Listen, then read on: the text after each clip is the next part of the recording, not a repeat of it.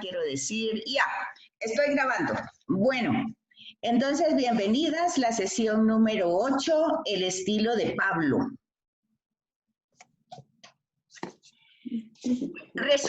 Resulta que todo lo que está escrito en el Nuevo Testamento está en griego.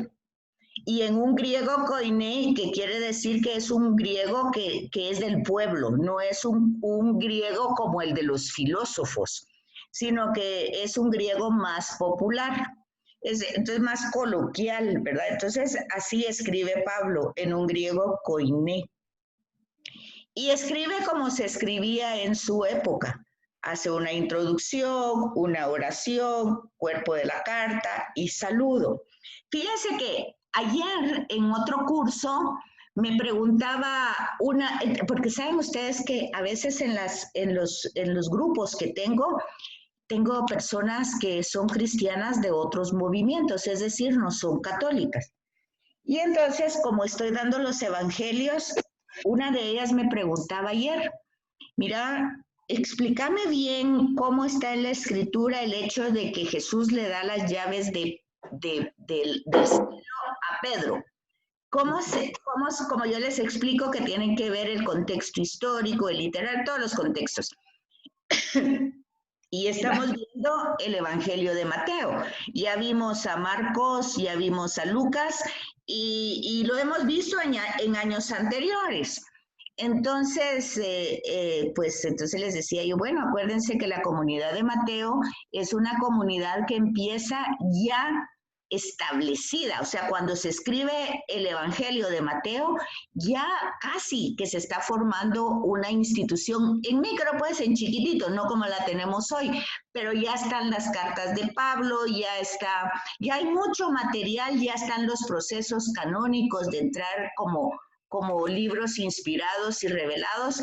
Entonces, ya Mateo, pues ya presenta realmente como como dijera yo, como una deferencia de parte de Jesús a Pedro, que le da un poquito como en Isaías, porque esa es una cita de Isaías, y acuérdense ustedes de que Mateo está dirigido a la comunidad judía, entonces utiliza eso de las llaves, que es más bien un tema que está en Isaías.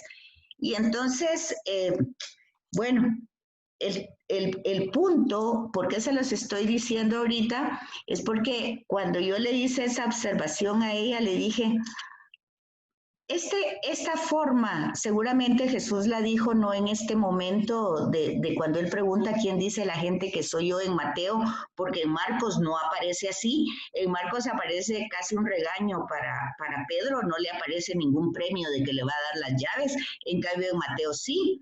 Entonces le decía yo, posiblemente sí es un sentido de Jesús, que su comunidad va a tener un sentido diferente, pues muy una comunidad del reino, una comunidad que tiene que ver con el proyecto, pero va en esa línea. ¿Por qué les estoy diciendo esto con este tema? Porque acuérdense ustedes que Jesús habló en arameo. Entonces, en arameo no hay una palabra directa que diga te voy a dar estas llaves y son las llaves del reino. O sea, es otra forma de como ya se escribió en el Evangelio en griego koiné. Lo mismo pasa aquí con Pablo. Pablo está escribiendo desde su cultura, desde su época, y entonces está utilizando el vocablo y el estilo de su época. Y si nosotros vamos a ver el Evangelio de Mateo y de Lucas, son mucho posterior de esto en un griego koiné también. ¿Por qué se los estoy diciendo? Porque no debemos de darle el sentido literal al texto. Debemos de leer siempre un comentario bíblico, las notas de pie de página, ver las concordancias con el Antiguo Testamento, sobre todo en Mateo, que hace decir a Jesús cosas que no están ni en Marcos ni en Lucas, pero tenemos que comprender entonces quiénes son sus destinatarios. No sé si con esto las confundí más o vamos en línea. Yo lo que pregunto es por qué salió al tema lo de las llaves del reino. Bueno, porque ella es de otro movimiento cristiano y no acepta eso, pues. Ah, ok. Venía una, tú lo dijiste. Vaya, pero yo pienso que ahí deberías de haber aprovechado para decirle que las llaves del reino era como el administrador tenía las llaves del reino de los reyes y él era el encargado de administrar y el encargado de todo, él tenía el poder. Exacto, así se lo dije. El problema que ella... Eso está bueno. No, pero la parte que ella preguntaba, eso es que si eso era, como te dijera yo, que se le podía generar a otra persona, que se podía como heredar. Sí. Esa era su otra pregunta. Vaya. ¿Ves? Hablando siempre de lo literal. Sí, me voy a meter en mi computadora, así que por favor admitime. Ok. Porque ahí te veo más grande. Pero no has aparecido. No, pero ya voy a aparecer porque ya me logró sacar todas las pantallas. Okay. Betsaida, ¿me podrías volver a explicar un poquito eso del sentido literario? ¿Cuál será la diferencia? Que dices tú que no hay que interpretarlo literalmente. Porque lo que pasa es que si tú comparas en los sinópticos cómo está desarrollado el evangelio de acuerdo a la comunidad que se escribe, entonces tú vas a encontrar, por ejemplo, en Marcos algo muy esquemático donde no aparece, por ejemplo, este tema de las llaves, no aparece. Pero es que se supone que históricamente la comunidad de Marcos, que iba para los destinatarios cristianos de Roma, fue al principio lo primero que se escribió.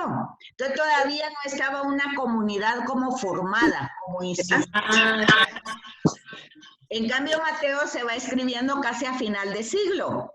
Entonces nosotros tenemos que ir viendo ese proceso que se va desarrollando en la institución. Y entonces, ¿qué es lo que tenemos que ver ahí? Lo que tenemos que ver ahí es que la gente, o las comunidades, por decir así, ya miraban a Pedro, lo miraban como administrador, como dicen ustedes.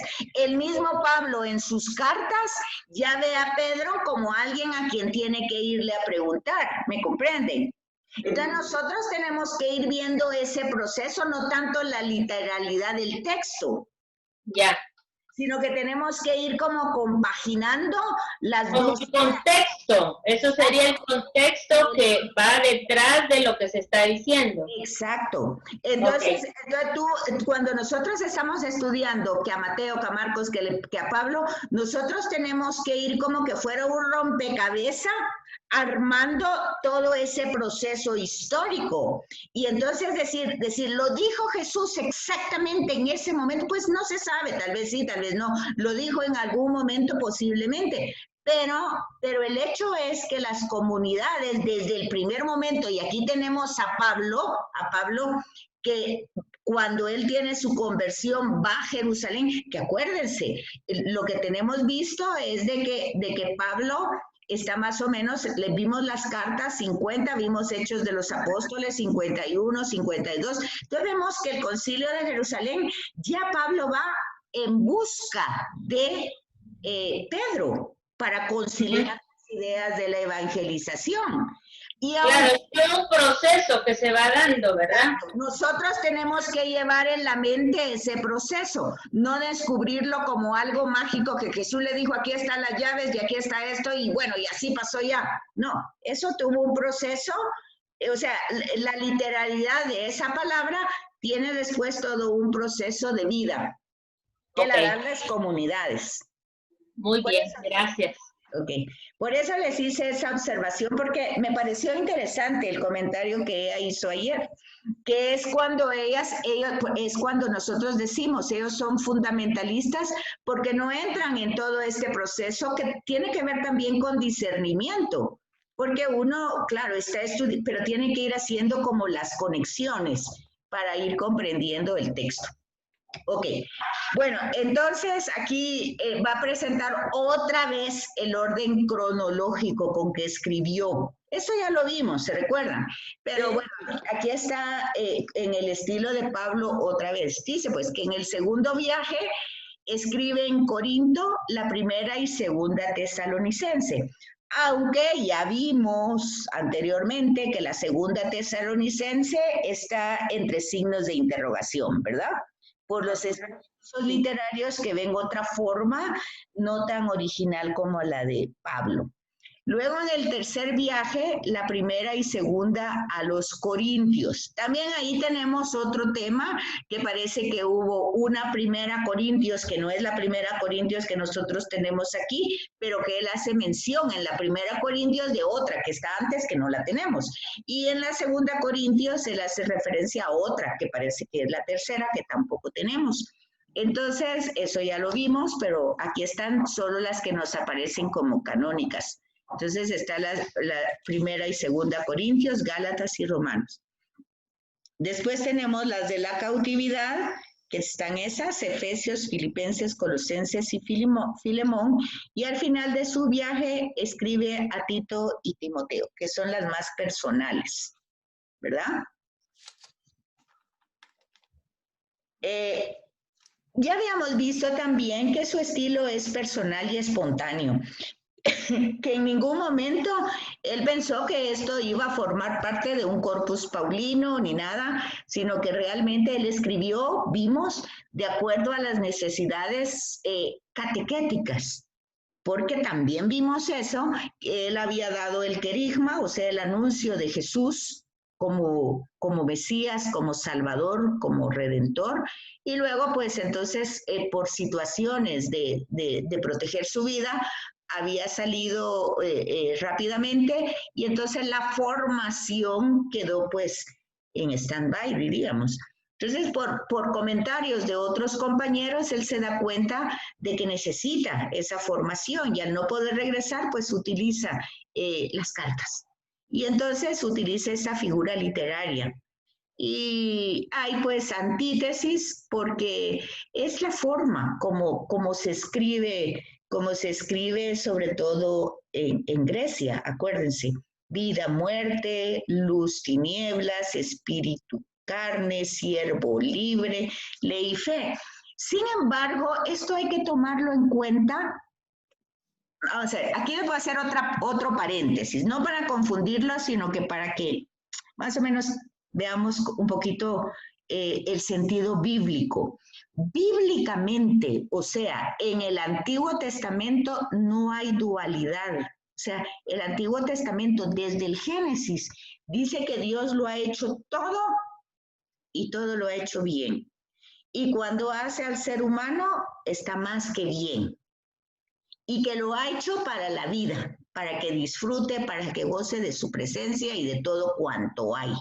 Y que lo ha puesto como Señor de toda la historia, o sea, de todo lo que se va desarrollando o sea, Él es otro co-creador, o sea, Él coopera con la creación. La creación no está totalmente terminada, el ser humano continúa. Y lo hace como dueño, pues, porque cuando le pone nombre a los animales, que son como metáforas, pero básicamente se va entendiendo la mentalidad bíblica, la mentalidad monoteísta del judío. Entonces, por supuesto que aquí tiene que entrar el tema de la muerte. Bueno, pues si todo está tan bien y todo es tan perfecto, ¿por qué somos como somos? ¿Por qué la muerte? ¿Por qué la enfermedad? ¿Por qué todas estas razones que pasan, que son formas de vida? ¿Por qué la muerte, tinieblas? ¿Por qué nuestra humanidad es como es? ¿Por qué de alguna manera tendemos a la felicidad de otra manera, a la libertad de otra manera? Bueno, todas esas preguntas, el Génesis las responde desde otra perspectiva, no dualidad, no que existen dos principios, uno bueno y uno malo, uno que es la vida y otro que es la muerte, uno que es la luz, no, sino que todo eso está integrado en la mentalidad judía, no en el estilo griego. Y luego en la Iglesia Católica está todo el influjo de Agustín, que era maniqueo, maquiavélico, iba a decir maniqueo. Entonces el maniqueísmo tiene ese sentido de dualidad. Entonces todo eso lo tenemos que ir entendiendo cómo va entrando entre la interpretación bíblica ya no en hebreo, sino ya en griego con una mentalidad un poquito diferente. No sé si me captaron lo que les dije o confundí más. ¿Cuándo San Agustín entiende que no hay una dualidad? No, yo creo que él no lo entendió nunca. ¿Nunca? No, porque él va a hablar pues realmente desde su propia experiencia, el tema cómo él estaba en las tinieblas, el hecho, ¿verdad? Que te conocí tarde, todas esas sus expresiones forman parte de su misma experiencia de vida. Pero hay un gran peligro en usar esa dualidad, ya que no puedes poner a competir la vida con la muerte ni a Dios con el infierno. Por eso te No, digo, hay un peligro. la mentalidad judía está todo integrado. No Ok. existe esa dualidad, la mentalidad bíblica. Pero aquí ya ves una influencia griega. Por eso les hice ese como paréntesis, para que ustedes noten pues que todo eso entra. Entra la cultura, entra la mentalidad, entra la experiencia, entra el idioma. Y entonces Pablo va a ser el que va a hacer este tipo de reflexiones. Y por supuesto que está inspirado y revelado, pero nosotros tenemos que entenderlo como se dio desde el principio, el hilo conductor que va caminando siempre. O sea, Dios es un Dios de la vida. Dios quiere eso está en el Antiguo Testamento. Dios no quiere la muerte del malvado, quiere que cambie. ¿Se fijan? No va a ese... sí existe el tema de la tiniebla, pero Él es la luz para que lo busquemos. Sí, nosotros estamos hechos de barro, dice Jeremías, ¿verdad? Y cuando ve esa visión que la leímos hace poquito, el Señor que trabaja el barro. Así es Dios con nuestro barro, lo va trabajando. Y nos ha hecho libres, nosotros nos encadenamos por nuestras tendencias. En fin, todas esas cosas están en el judaísmo más integradas. ¿Sí lo comprenden? Vamos. Sí. ¿Sí? ¿Vamos? Ok. Agarrando. Ok. Sí, está bien. Uh-huh. Aquí esta palabra la tendremos aquí en el glosario. Dice, el anacoluto consiste en la falta de unión entre dos elementos de una frase, uno de los cuales aparece privado de la compañía. ¿Entienden eso? No. Consiste en la falta de unión entre dos elementos. Eso no está muy claro. Nada, nadita. Por eso, porque lo que pasa es de que está hablando de la literatura. Acuérdense que estamos hablando del estilo con que Pablo escribe. Entonces, esta es una forma como griega de decir, ¿verdad? El anacoluto. Yo no sé si lo tienen desarrollado en el glosario, creo que aquí esta parte no la tienen. En el página 89 tiene la definición también que ayuda un poquito más. A ver, dice... Construcción irregular de la frase que rompe el orden lógico y gramatical de la misma. Sí, entonces es una forma literaria, ¿verdad? Que de repente no lleva como el orden que nosotros esperaríamos desde nuestro lenguaje, desde nuestro idioma. Entonces hay como una ruptura y entra otro, sin que nosotros podamos comprender el sentido exacto. Bueno, pues como acuérdense, este es griego koiné. Entonces va a utilizar muchas veces este estilo, tal vez a nosotros nos parece extraño, pero para ellos no tanto. Luego las metáforas, ¿verdad? Ahí va a utilizar varias, las plantitas, va a utilizar muchas. Las comparaciones con el cuerpo humano, los paralelismos, las formas literarias variadas que ya las habíamos visto, ¿verdad? Himnos, confesiones de fe, invocaciones, oraciones. En las metáforas, pues, como por eso les digo, tienen que ver el contexto. Es Grecia. Entonces, él para que entiendan, va a utilizar, por ejemplo, las carreras olímpicas como ver el seguimiento, como alguien que está haciendo una carrera y va a tener un premio, ¿verdad?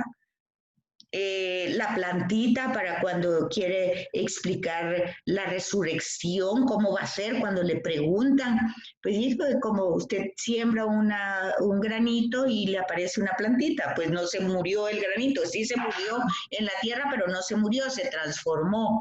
Bueno, todo ese tipo de metáforas para que nosotros comprendamos y acuérdense, pues él está dirigido, acuérdense que él primero se dirigió a los judíos, pero cuando los judíos no lo aceptaron, entonces él está hablando prácticamente con gente que le está comprendiendo lo que le está diciendo exactamente. También adorna sus cartas con un lenguaje rítmico y poético y recurre a fórmulas de fe ya hechas.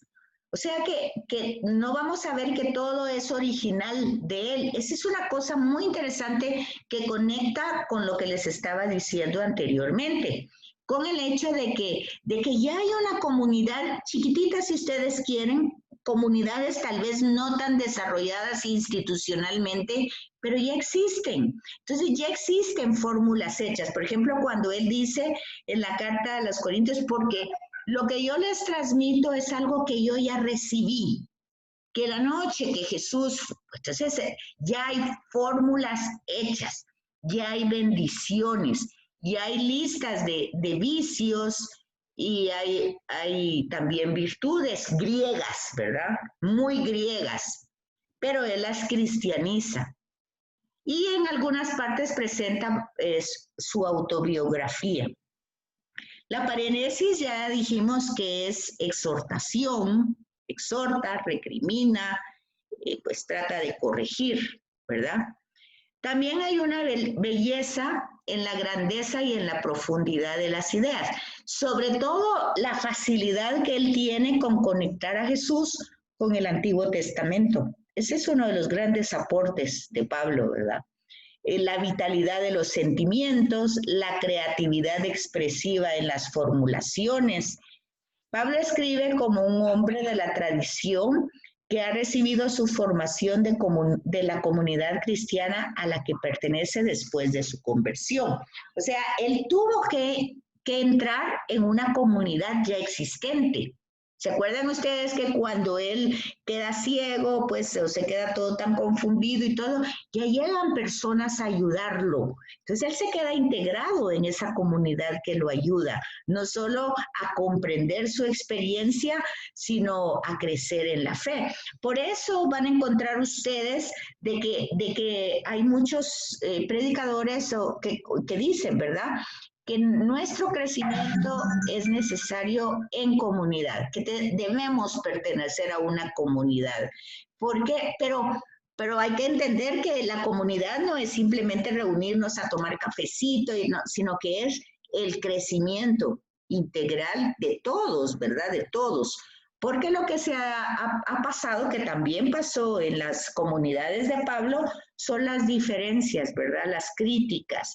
Que uno esto, que uno el otro, y son las exhortaciones que él hace en la parenesis, que no debe de ser así. Una pregunta, el estilo que dice esto es que es paulino, no era muy de la forma de Mateo, que siendo judío siempre utiliza la comparación del Antiguo y del Nuevo Testamento.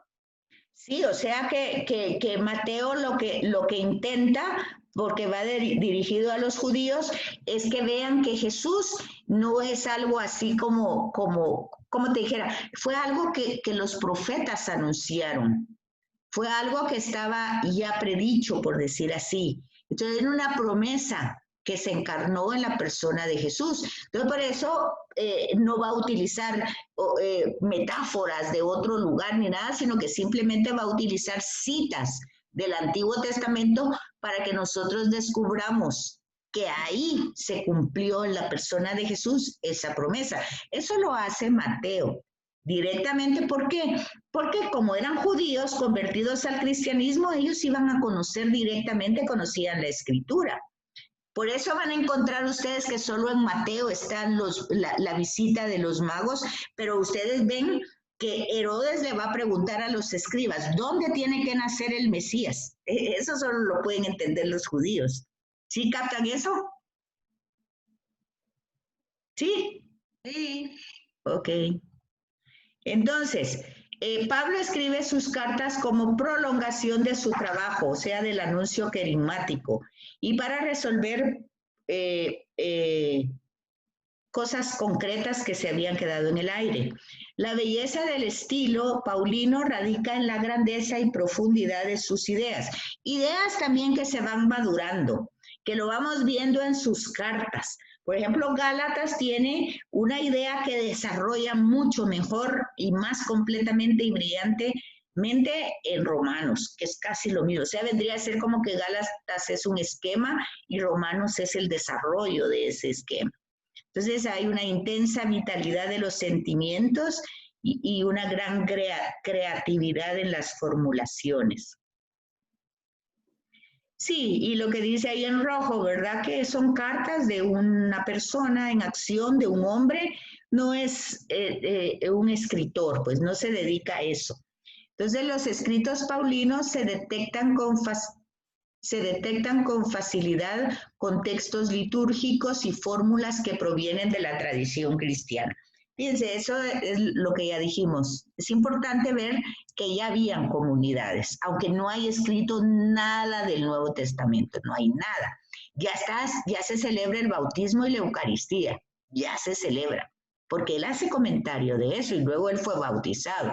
Ya hay fórmulas de bendición, ya hay acciones de gracias, ya hay himnos. Fíjense que, por ejemplo, ese himno que se le atribuye a Pablo de Filipenses, ya existía. Es un himno que él lo desarrolla, pero ya existía en las comunidades. Las doxologías también, que nosotros pareciéramos que son originales de Pablo, algunas puede ser que sí, pero quiere decir que la comunidad ya va madurando en la fe, ya va confesando a Jesús como el Señor. No, son cosas que él desarrolla, pero ya la comunidad la tiene como vivencia, como experiencia de vida. O sea, ya tiene una liturgia. Tal vez no desarrollada y establecida como la tenemos hoy, pero ya ellas se reúnen en torno a la fracción del pan. Ya ellos ya han salido del templo y ya han formado comunidades que reflexionan a Jesús como presencia viva de Dios. Entonces, eso hay que darse cuenta, pues, que la resurrección ha dado este impacto, como que dijéramos, ¿cómo es que le llaman? Ay, se me olvidan a veces las palabras. Al principio de la creación, los que no creen en la creación, ese Big Bang. Entonces ya hubo un Big Bang que se desarrolló en las comunidades y que Pablo las va a desarrollar. ¿Por qué les digo esto? Porque mucha gente dice, no, es que el que inventó todo fue Pablo. Pues no, aquí vemos que ya existían algunas cosas que luego él desarrolló. Y eso hay que tenerlo bien claro. Las comunidades destinatarios de sus cartas, la mayoría, pero no todas. Por ejemplo, Roma no está fundada por Pablo. De él han recibido el querigma y la catequesis sobre la vida y la enseñanza de Jesús. Fíjense que de él han recibido estas partes griegas de los paganos, han recibido el querigma y la catequesis, y en las cartas posiblemente las catequesis y las parenesis, pero la liturgia ya la vivían.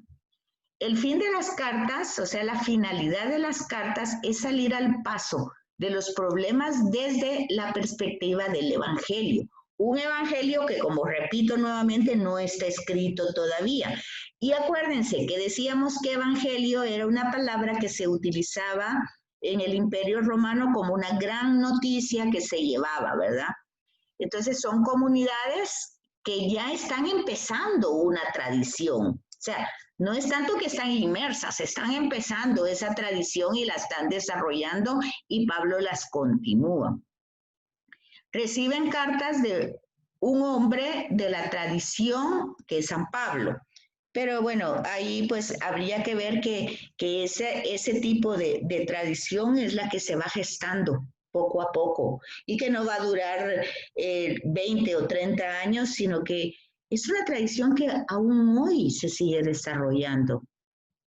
¿Por qué? Porque surgen nuevas circunstancias, nuevos eventos, y entonces, de hecho, ese es el trabajo del teólogo, de ir actualizando, no inventando, no sacando cosas.